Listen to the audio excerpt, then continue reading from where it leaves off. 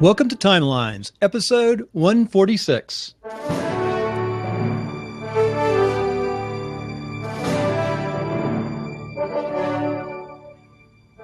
Today in Timelines, we have Gary Auerbach coming to us from Winchester, Virginia, a former ballet dancer, a world Frisbee champion, a juggler. I know he's a juggler. He just shut down the system with his juggling, and a storyteller. But as we know him, but we all know him as the Frisbee Guy. Well, that's not bad, Gary. I'm just playing. I'm like, this is multitasking. I'm doing the engineering, running, having fun with a new toy today. Well, Gary, welcome to Timelines. It's a pleasure to have you on. I know we met through Blab. Some amazing people I'm meeting through Blab, and you are definitely one of them. So tell us a little bit about yourself and how you got to where you are today. Well, I will, Bill, and thanks for inviting me on to Timelines. And we just met on Blab, and you start meeting all sorts of amazing people, and this is great that, one thing leads to another. So I did win the World Championships a number of years ago in freestyle Frisbee, and that's why I'm known as the Frisbee Guy. And I'm also known as a champion of play. So I also, work with people about how to become more playful in their lives. And Frisbee was the only way I thought people could learn how to be more playful. But then I discovered, no, they can be more playful by juggling. They could be more playful by social dancing. I was a professional ballet dancer, but then I met my wife actually through contra dancing, which is like square dancing in long lines, something I absolutely love, but it's very, very playful.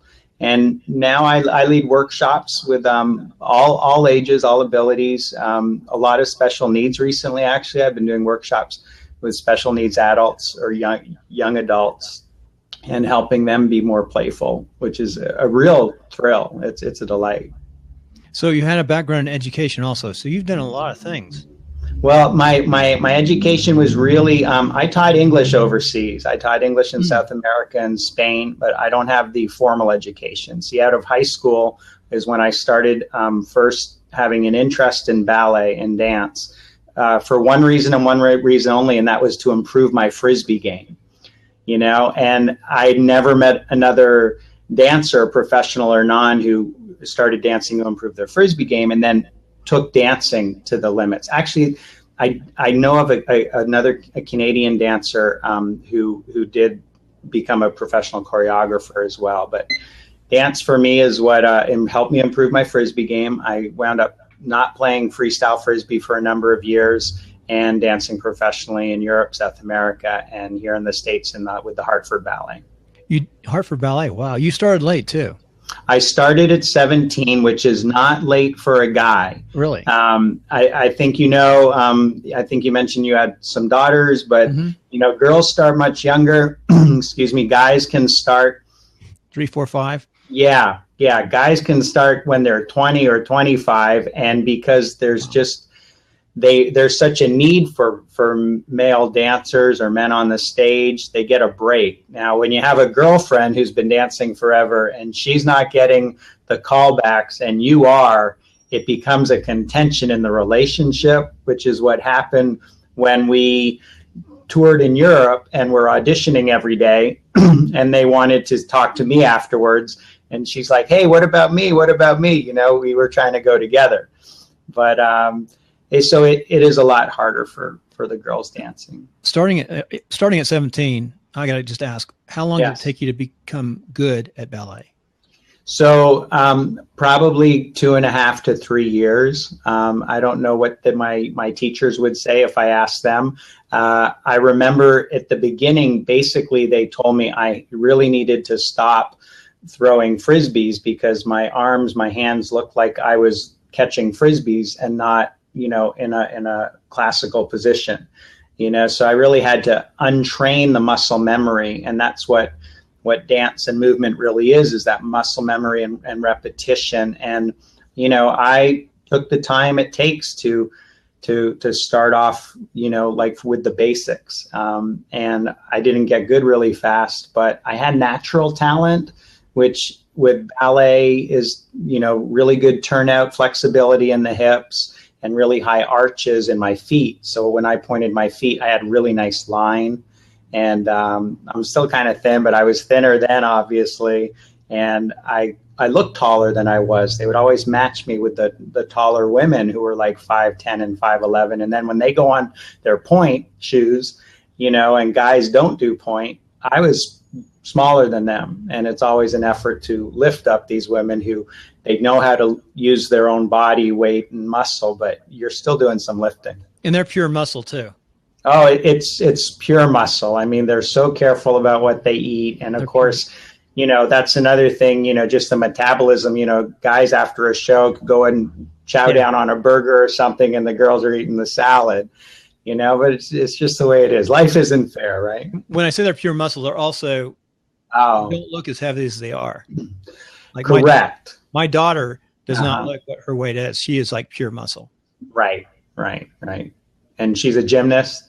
She's a gymnast, but they you know, they've studied ballet. They had to study ballet. And my younger daughter is one of the, in the West, Southwest, she is number 3 on overall, number 1 in bars. She's got that's awesome. Birthday, though, for her birthday, for 12-year-olds. Bill, you know, a lot of the movements in freestyle Frisbee, what I won the world championships in, and that was in 1995. So we're going back a ways. I joke around and say I'm still milking that title, you know.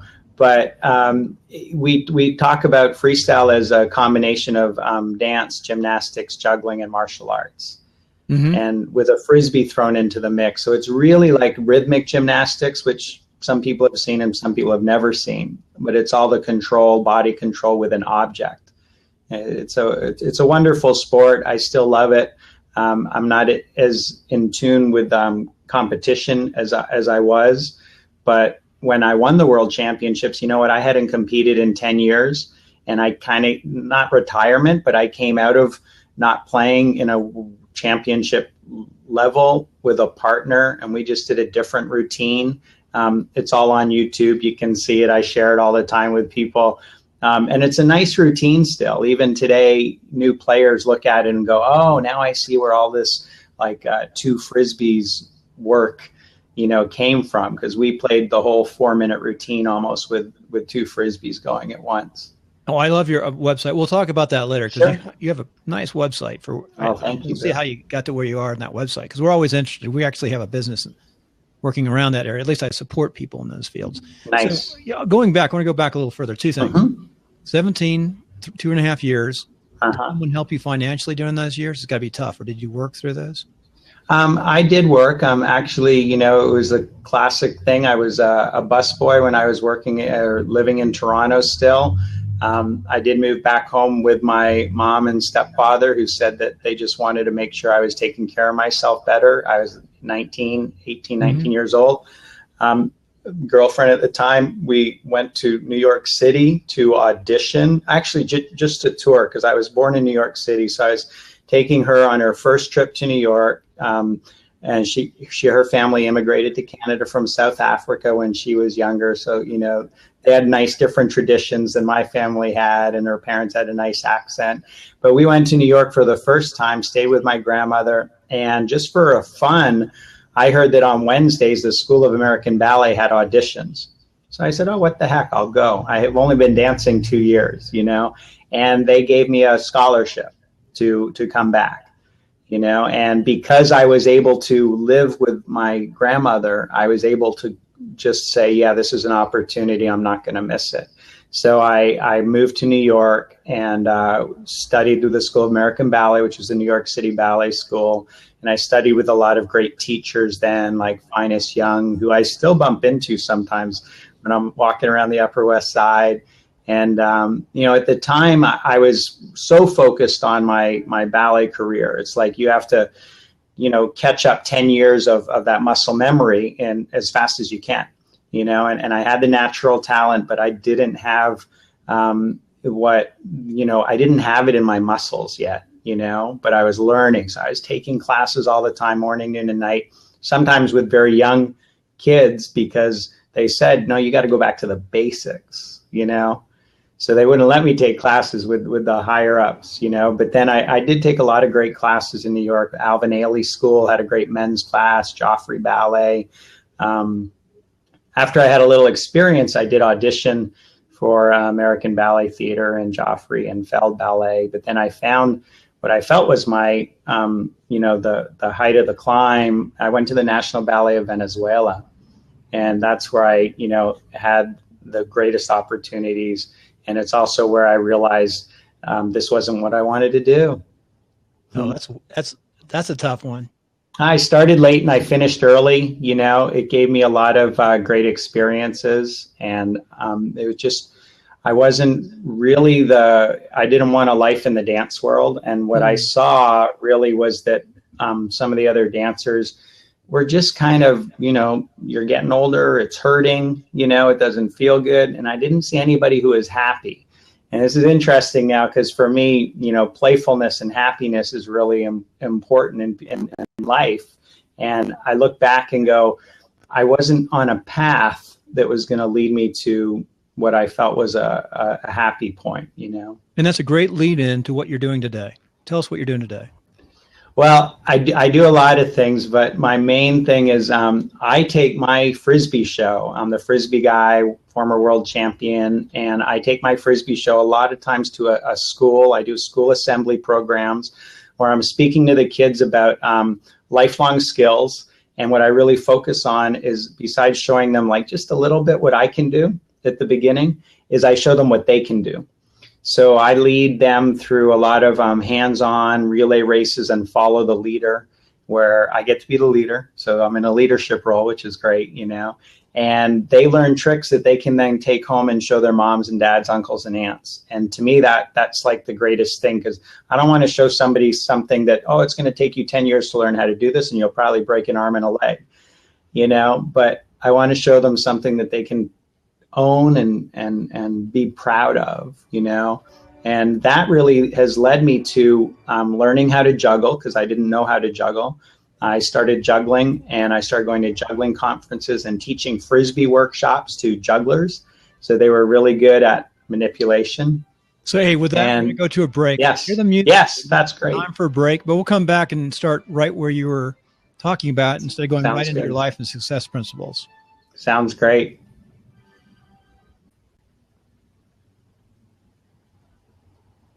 Hey, as we're going into break, I just want to thank Share the Oils of Northern Nevada. We appreciate your support.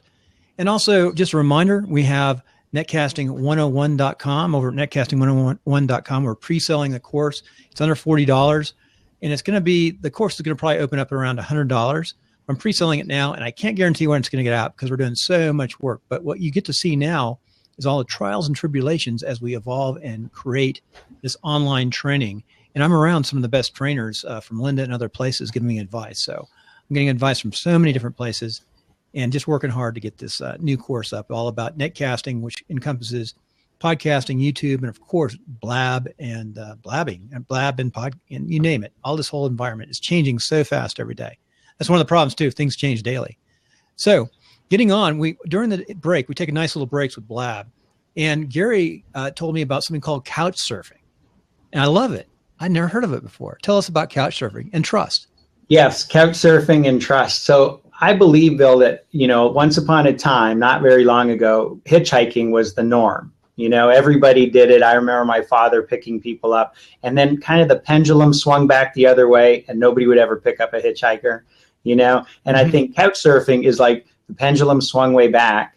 And it's like hitchhiking, but on steroids, which of course is not a good thing. But the way couch surfing works is through the internet. I think it's the greatest thing ever. You can find people anywhere in the world who are willing to give you hospitality for free. Couch surfing is 100% free. You will get kicked off the site if it's ever reported that you ask for payment. As a guest, I always would bring some ice cream or cookies or a bottle of wine or a 6-pack. And of course, I'd bring like some of my promotional items, which is, a Frisbee or some sort of other toys. So often I've couch surfed where I'm staying with a family, because when you search, you can actually, see a lot about the person's profile. So when I'm visiting schools and doing programs or working at a summer camp for a day as a special guest, I love making those connections with other people who may someday, want to hire me. So couch surfing was also a form of marketing for me. Very good. That leads us into exactly what are you doing today to make a living? Well, what I'm doing is workshops. It's still at schools, still a lot of school assembly programs, speaking for special events. I've done like Boy Scouts. They call them the blue and gold dinners when the kids are graduating and they have special entertainment. I have done some workshops for corporate, like a whole department at a university or at a business where they're trying to find common ground and develop community, really. And whether I'm doing that through the Frisbee tricks and games that some people are familiar with, but it's an equalizer. Like when you go play Frisbee golf with everybody, nobody's good at it, which means everybody can have fun. Whereas when you go play golf and you have a few pros, the other people really aren't having a lot of fun. And then even the golfers aren't having a lot of fun because they're not playing as well as they think they should be. And the people who aren't serious about it are talking and whatever. So Frisbee golf is the answer for that. A few years ago, I created notyourdaddysgolfgame.com. Didn't really go anywhere, but I think it's getting ready to pick up again. And I really wanted to create more disc golf charity events. So that's Frisbee golf. And how I'm monetizing, I'm just finding different ways, Bill. I'm always networking. I'm going to amazing things where I'm connecting with people through the Chamber of Commerce. And I also have presented in, I'm a regular at an entrepreneur group called 1 Million Cups. Oh, yeah. Which one? Well, there's one in Leesburg, in Virginia, so it's 45 minutes away. And I've been a regular for 2 years since I learned about it on a podcast, which was just amazing. Right. And then when I went out to Arizona in the springtime in May, I went out and I presented at 1 Million Cups in Phoenix, which was really cool because the audience was all young startups. And here I am bringing in toys and other things, and they really liked it. I'm still waiting for the jobs to roll in, but I just figure I make a difference. I share something with people. In the long run, I'm really, making a stamp and having an effect. So that's what I love doing. For folks, 1MC, 1 Million Cups, is out of the Kauffman Institute out of Kansas City. Correct. And I actually worked with the Kauffman Institute a little bit doing civil military operations in Afghanistan. They were doing expeditionary economics to help build the countries, and we were getting research from the Kauffman Center. So 1 Million Cups was a great idea. It's in almost every city has it now, and if you can find it, it's a great place to sign up to speak if you want to talk about your business, what you do. And I think it's going to grow and grow and grow. It's really still relatively new, but it's working, and a lot of them are streamed too. Yeah, actually, I recently told them about Blab and I mean in Leesburg, and they were like, "You mean we could continue the conversation?" Oh, that's a great idea. The presenter, right, who gets 6 or 8 minutes, and I told them that the startup breakfast also, the organizer, I said, if you got the person on Blab, everybody would go there to ask them more detailed questions, and you'd have the venture capitalists in there being able to get more details, and they love the idea. I don't know where they're going to go with it, but again, I just love sharing those ideas. You could have it streamed on Blab, lock it down, and then open it up for people to come in and ask questions at the end when it's over. That would be so cool, right? Yeah, put a TV right there so everyone can see it. I'll tell you, I love Reno, it. Hard to explain. Reno is a unique place, and I won't go into details, but I'm used to like Silicon Valley, California, and things happening. Right. I go over to the hill, and it's like a whole different world. Great for skiing, though. They talk about that over here too. Over the mountain, it's a little quieter in Shenandoah Valley and towards Leesburg and DC suburbs. It's just hustle. It's like night and day, isn't it? I went to a wedding pretty close to where you live, and we had to drive an hour and a half. And like, wow, we're in the country. It's beautiful, wine. Sure. It's gorgeous country. Yeah. So well, come on back. Yeah, I will. I have family that's pretty close to there. Great. Hey, without further ado, let's get into your success and life principles. And what's really neat is you already have them in your webpage, which you built yourself on Weebly. Congratulations. I did. Excellent. Thanks. Thank you. Well done. Cool. And 7 steps for success. By the way, I want to make one point here. Sometimes we talk about WordPress. I'm a WordPress guy. I'm around all these WordPress people. They had me set up podcasts for them. But sometimes you just need what you need. And if this is what you need, it works. You don't need to overkill, even for politicians, because I work with politicians too. Right. Ask you about this site before going into it. Where did you get the artwork? The artwork on my website? I built it so long ago. You mean my artwork of the guy spinning the frisbees? Yeah. Okay, yeah. It's on my my shirt here, and your brand, right? Yeah, it is my brand. And if I can just show you, I also have my my phone cover is frisbeeguy.com. I mean, good. Yeah, if you're not doing this, this is like a little brand here, but cool. So you got that on. How to take on Weebly? How much work was it to set this up? Okay, so it took me days to figure out how to do Weebly and the drag and drop, and things were changing, and I felt like I figured it out. I'm not in there all the time. I did have the artwork actually done crowdfunding a couple years ago. Yeah, I think there was CrowdSpring and CrowdSource. Yeah. So, and what was fun was when I got the artwork and I really liked it, and I wrote to the person and said, hey, I just made T-shirts. I'd like to send you one. He said, well, I'm in the Philippines, you know, and I put a package together actually of Frisbees and the T-shirt and sent them over there. But I never got the pictures that I wanted, you know. Yeah. Do you want to go into the Yeah, I just want to say that it's a nice site. You do well. And thank you. It's frisbeeguy.com. And we'll have frisbeeguy.com. You know, when I started my business really in 1995 after I won the World Championships, I was kind of like, what am I going to do? And I had nothing to fall back on, so I fell forward into doing shows. That's how I share it with people, and doing stories. I always would tell, you know, here's a Frisbee and here's the story. And I used to say that a story without a Frisbee is like a Frisbee without a story.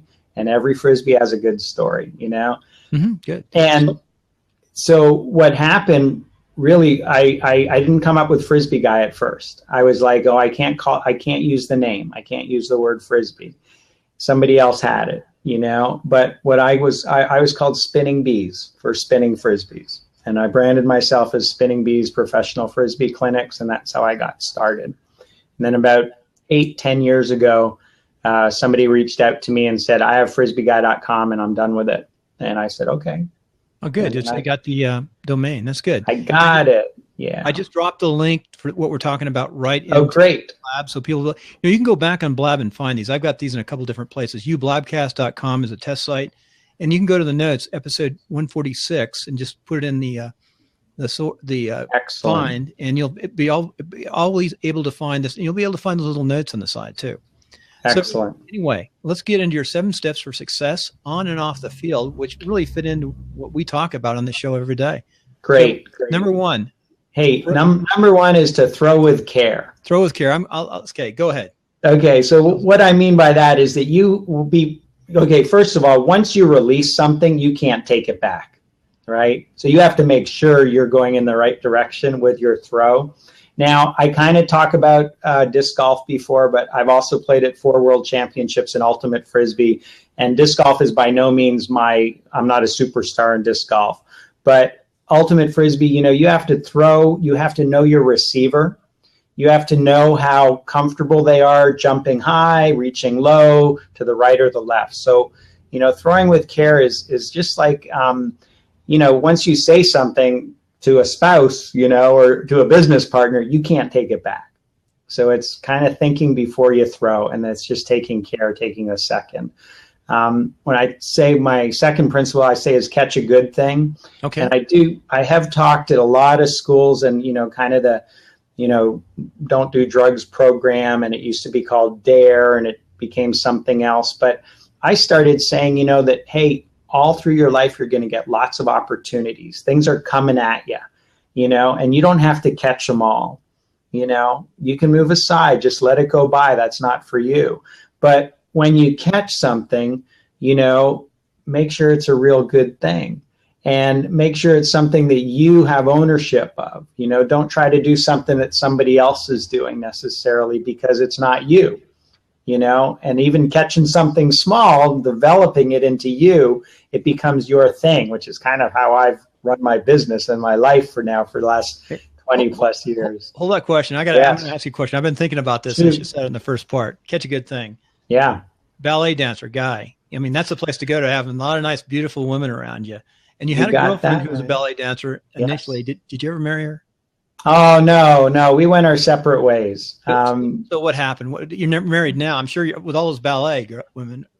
interesting you say that, because I love getting into this part of my life, and my, ballet did expose me to a lot of great, beautiful women. And I used to joke, or my uncles used to joke, well, I know why you started dancing, all these women in their underwear. It's like, yeah, it's not quite like that.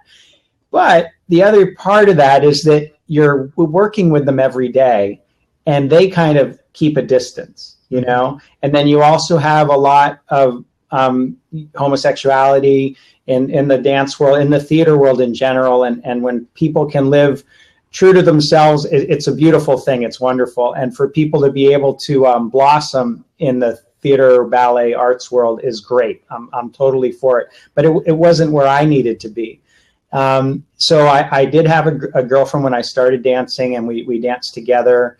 But frustratingly, it's harder for women. I got the jobs and she never did. And she went into another career, moved back to Canada from New York, and all of that. We've kept in touch, as you do, from your first girlfriends, your first loves and stuff. But my wife, who I'm now married to 8 years plus, and we don't have children, but we have grandchildren together, because she's a little older than me. So my stepdaughter, her 2 kids are 5 and 3, and they call me Grandpa.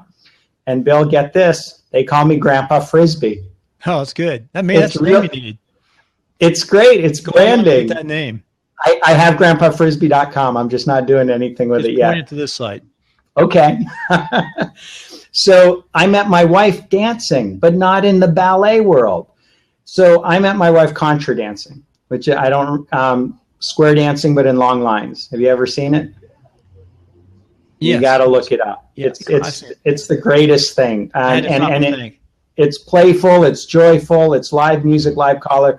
That's how my wife and I crossed paths, and then we did long distance relationship for a while, and then I moved to where she was in the middle of nowhere, West Virginia, and we came to Winchester just over 3 years ago, and I love it here. Well, we talk about dancing and types of dancing. My uncle is 96 and he still dances. Episode 1. If you listen to the first couple seconds of episode 1, just listen to the first minute. He's a dancer. Okay, I will. And listen, my grandmother is turning 99. Maybe we can fix them up. Yeah. Well, yeah. Well, there's more to the story. He likes swing. Swing was his dance. It was his time. His swing music. I love that. So with that, we're going to go on a break. Oops, I hit it a little too loud. So we're going on a break. We'll be right back. Super. Okay. You got some people joining in here. Okay, we're back with Gary, and he gets the commercial for the second break. So give us your commercial. Oh, right now? You want me to give the commercial? It's a commercial right now. Oh, well, I am the Frisbee Guy. Look, I got my mini Frisbees right here. Can you see that? That's me spinning a Frisbee. FrisbeeGuy.com is my website. I'm also championofplay.com. And what I do is I'm going to do workshops for small groups, anywhere from 3 to 300 people. And what I'm doing is I'm showing them how they can be more playful. I can show them what they can do with Frisbees, not what I can do. And I want there to be more lifelong Frisbee players. Why is Frisbee so important? Well, if you haven't done it yet, you'll find out. But it's one of the beautiful things that mankind wants to be able to fly. And when you are playing Frisbee, you have that experience just a little bit. I'm ready to go start playing Frisbee right now. Excellent. I got a Frisbee for you. I'm going to throw it. I got it. Thank you. Nice catch. Uh-oh. You heard that, right? For those listening too, here's his phone number on the bottom of his webpage, 877-477-2555. Correct. 877-477-25. That's a nice number. 2555. It goes, you know what? It goes right to my cell phone. And I learned about that service, call8.com with a K. Very affordable, long, toll-free numbers. You definitely have this down. You figured this stuff out. I'm still trying. Couches. Yeah. What was that site again? Oh, that was couchsurfing.org. No, I got that. How about this phone number? Oh, call8. K-L-L-L. K-A-L-L. K-A-L-L 8. Number 8. Okay, yeah. Very good. It's worth looking at. I still have it. I get a bill from them. The problem is that my wife still sometimes calls that number when she can't remember my phone number. So she finds my business card and calls, and I'm like, why are you calling the toll-free number? Very good. So we're going to go back and finish up your 7 success principles, and See the Wind was number 3. That's right. After Throw with Care and Catch a Good Thing, See the Wind is, I consider that something It's really for a business owner, seeing what's in your way, or down the pike, so to speak. So wait a second, stop. Yep. Okay, drive on. Drive on. This one. I'm going to have to zoom editing because I forgot to stop the recorder. So I apologize. I'll have to do a lot of editing here. Okay, good luck with that. Oh, there you go. Chuck's helping us out. Hey, so See the Wind is all about knowing what's between you and your goal. So when I'm playing on the Frisbee golf course, I'm looking down maybe a fairway. We call it the fairway from the tee pad. And I'm looking what's down the fairway. And when I can see the wind, I know how to adjust my throw or my delivery. So I might be able to actually see the wind if there's a flag out there, or if the trees are blowing, a lot or a little, or if they're bent over. Or you pick up a little grass when you're playing and you see which way the wind's blowing. And imagine as a business owner, if you don't know what's down the fairway, you can't adjust to what you have to do to succeed. My next principle I talk about is to know your story. And I was really involved in storytelling festivals right before I won the World Championships. And that kind of brought me to a place where I would do Frisbee storytelling. And the really cool thing about Know Your Story is that I'm all about knowing your history. So the reason why I call it a Frisbee and not a disc, which everybody likes to call disc golf and ultimate players call it a disc, is that you are forgetting the story of the Frisbee Pie Company. And I have a couple of Frisbee pie pans. They're true metal pie pans, which that's what they threw around before plastic was invented, and they called that Frisbeeing. So it's knowing your story. And as a business owner, or as a school, or as a community, knowing where you come from is having ownership and some pride. My next principle that I talk about for success is that challenge makes champions. And I won the World Championships, and so I can, say that I took it upon myself to take any challenge that came to me. But it's really, even now when I'm trying to think of, I can do this, I'm at this level, you still have to challenge yourself and push yourself. And when I was playing with Ultimate Frisbee Summer League, I remember one time after we lost a game, and everybody's sitting around after the game talking about why didn't we win, and let's think about our goals for the season. And everybody was win. We want to win the finals. And I said, what I want to do is challenge everybody here, and I want you to challenge me, because if we challenge each other, we'll get better. If we win a game and there was no challenge, it's not helping us, really. So I really believe that people can look at challenging being more important almost than winning. I like to say that a little play goes a long way. And part of that, Bill, is really just not taking yourself so seriously all the time. There's nothing wrong with saying, oops, I messed up. But being playful and helping people enjoy what you're actually doing with them through play can make a lasting effect. And you can have people coming back to see you again. If I'm speaking and I teach people how to do something fun, they're going to want to come back to me, So I really see play as a great segue into everything that comes after that. And my last principle for now, anyway, is just play fair and play safe. Playing Ultimate Frisbee, one of the key rules is called the spirit of the game, because there are no referees at any level. I still say that. But there are a couple professional leagues where there are experimenting with observers or referees. But when you play fair and play safe in business or with other people, you just know what you're going to get back. I mean, it's good karma. It's the golden rule, right? But that's where play fair, play safe comes in. It's just not worth the risk of anybody actually getting hurt, Well, we have a big, long list of success life principles. And I think these are all unique. So all of these will go on that list. So we'll build. Oh, I love it.